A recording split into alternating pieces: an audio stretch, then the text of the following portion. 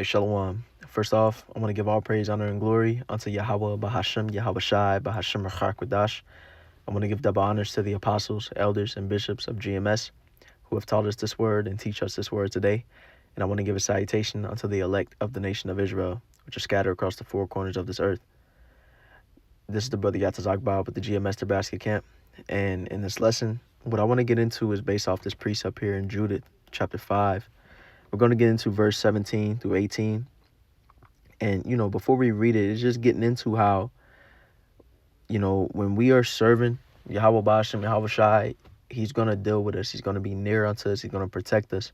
We'll be blessed. But if we are not serving the Lord, if we're being sinful and not abiding in the fear of the Lord, then punishment will come upon us. And the Lord ain't going to be nigh unto us, and there's a couple points I want to go into regarding it. The first point is that this is what happened to our nation and the reason why we're in the state that we're in right now.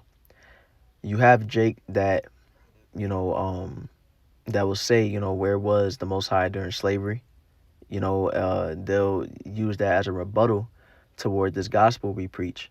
We say, well, not just that we say, but the truth is that the Israelites are the so-called blacks, Latinos, and Native Americans, and we are the Most High's true children.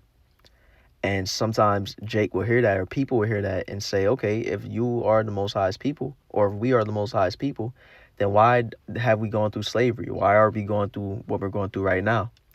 And it boils down to this precept in Judith chapter 5, verse 17, which says, and whilst they sinned not before their power, they prospered, because the power that hateth iniquity was with them. But when they departed from the way which he appointed them, they were destroyed in many battles very sore, and were led captives into a land that was not theirs. And the temple of their power was cast to the ground, and their cities were taken by the enemies. So when the Most High was with us, we're untouchable. Look at what the Most High did, when he delivered us out of Egypt and the great power that he showed. Really look at the power that Yahweh Shai is about to come with to deliver his elect out of this current position that his people are in. But the nations knew that when we were going off, that we were vulnerable, that the Most High wasn't dealing with us, and so that's why we went into slavery. That's why we are in captivity. Let's get Baruch chapter 4, verse 6,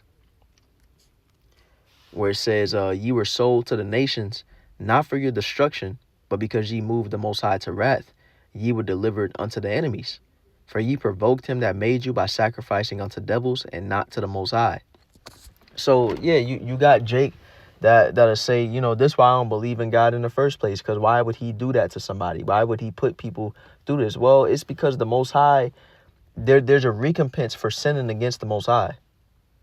There's a recompense for disobeying the Most High's commandments, and as the scriptures say in Psalms 53 and 1, where it says,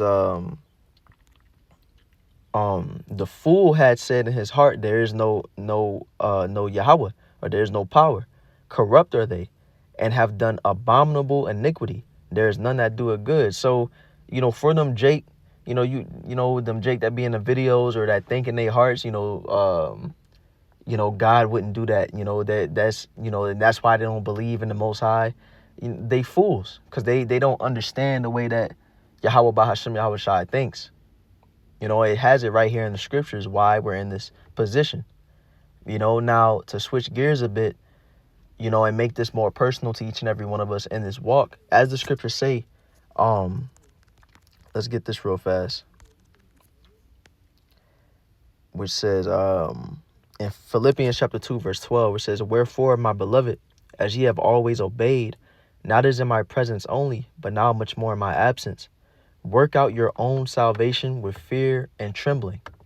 So each and every one of us on this walk, we're working out our own salvation. We all have our own relationship with Yahweh Bahashem Yahweh Shai that we're supposed to be strengthening and feeding into as we get closer and closer to the end. We are in the end times right now, and things are only going to get worse. Prophecies are going to start hitting home more and more, and soon we are really going to need.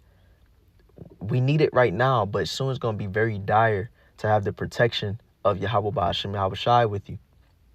And just like we read in Judith, that the Most High is going to be near unto us when we're doing right. But when we're going off, the Lord ain't gonna be dealing with us. And even for us in this truth, just because we're in this truth, ain't the end all be all. We still have to make sure that we're on point. We still have to make sure that we're following the will of the Lord and walking righteously to the best of our ability. Because it's gonna come a point to where we're going to want Yahweh Ba'ashem Yahweh Shai to hear us when we're calling upon him in our distress, in our calamity. But like the scriptures say in Proverbs, let's go to Proverbs 1. And let's start at verse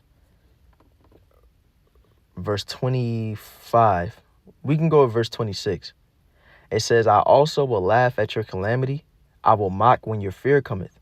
When your fear cometh as desolation, and your destruction cometh as a whirlwind, when distress and anguish cometh upon you, then shall they call upon me, but I will not answer. They shall seek me early, but they shall not find me, for that they hated knowledge and did not choose the fear of the Lord. And the thing is, when we hear precepts like this, a lot of the time we get in the mindset of pointing the finger at those who are not in the truth, those who are on the outside. But we have to hold ourselves to a standard and ask ourselves, are we choosing the fear of the Lord? Are we, prioritizing, this faith? Are we making the right choices? Are we doing the things we're supposed to be doing? Are we acknowledging the Lord in all our paths? Because the time is about to show who's really of the elect. And we don't want to, we call ourselves the hopeful elect. We have to move as the elect do. We can't just say we the hopeful elect and that's it. If we the hopeful elect, then we have to move like the elect, because only the elect are going to be heard when they call upon the Lord. And we need that protection. We read these scriptures, we read these prophecies of all these evils that's about to come, that the love of many about to wax cold, that famine is about to come, pestilences, disasters, great death and mourning. And we want that to pass over us. But the only way it will is if we are serving Yahweh Ba'ashem Yahweh Shai the way that we are supposed to. And I just wanted to, bring out that precept and mention this message. The Spirit was on me to put it out there, because it's true, and we're entering into that time. Let's go to 2nd Ezra chapter 9, and we'll go to verse 7. This will be the last precept. It says, and everyone that shall be saved and shall be able to escape by his works and by faith, whereby ye have believed, shall be preserved from the said perils. So, like it said, is by faith and by works is going to be those who are preserved from these perils. It's not just believing in this truth. It's not just preaching the truth, but it's putting forth the works of what we preach, what we believe. We have to walk in it. And those are going to be the ones that's preserved from the said perils, and shall see my salvation in my land and within my borders, for I have sanctified them for me from the beginning. Then shall they be in pitiful case which now have abused my ways, and they that have cast them away despitefully shall dwell in torments. Those who are, taking this truth as an afterthought, even if you in it, not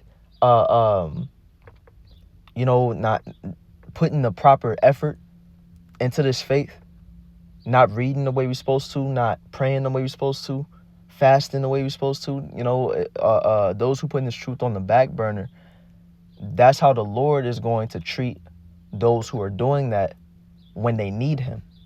They are going to get put on the back burner, and the Lord is going to be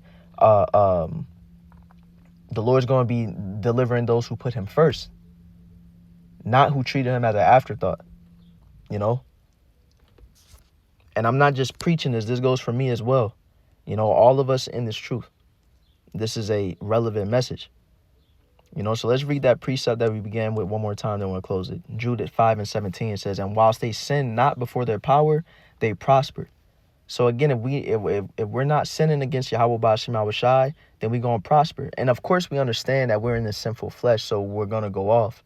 Let's not be technical and nitpicky about it. It's not just about keeping the law, statutes, and commandments. It's about walking in the Lord's will. It's about walking in the fear of the Lord. That's what it's about. We're gonna prosper if we do that. It says, because the Most High that hateth iniquity was with them. But when they departed from the way which he appointed them, they were destroyed, and many battles very sore, and were led captives into a land that was not theirs. And the temple of their power was cast to the ground, and their cities were taken by the enemy. So what this is saying is that we're going to be vulnerable if we're not walking in the path of Yahweh Ba'Shem Yahushai. We're going to be defenseless. It says that there's angels encamped around those that fear the Lord. But if we're not walking in the fear of Yahweh Ba'Shem Yahushai, then them angels gonna let whatever dangers take us. The Lord gonna let whatever dangers take us. So Lord willing, this lesson was edifying. Once again, I want to give all praise, honor, and glory unto Yahweh Ba'Shem Yahushai, Ba'Shem Rachar Kodash. I want to give double honors to the apostles, elders, and bishops of GMS, and a salutation to the